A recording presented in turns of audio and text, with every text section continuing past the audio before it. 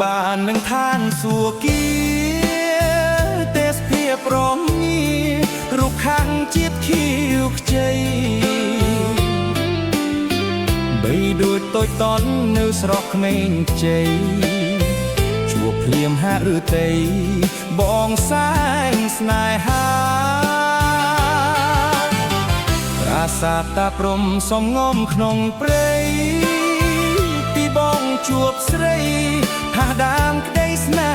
ហារៀងបុតលវនគុណកបនេត្រា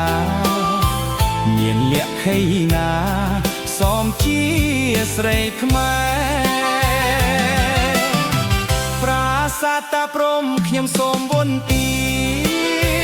ឲ្យយើងជួបគ្នាកុំបីបែកបែកបងអ្នកភ្នំពេញពិតជាលងស្នេហ៍ចង់បានងារមេជាគូជីវិតបើអូនព្រមឆ្លើយចំឡាយថាស្ម័គ្របងមិនស្ទើរស្ទាក់ដំតឹងបមិត្តយើងនឹងរៀបការបង្ហាញស្នេហ៍ពិត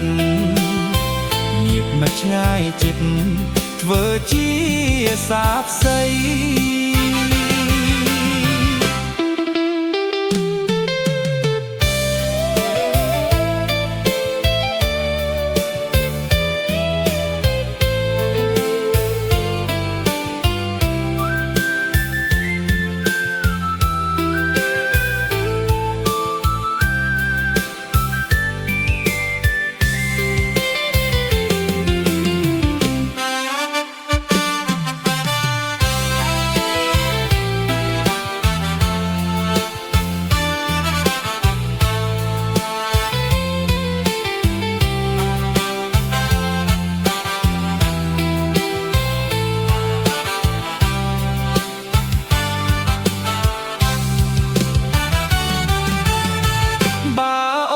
ឆ្លើយចំឡាយថាស្ម័គ្រ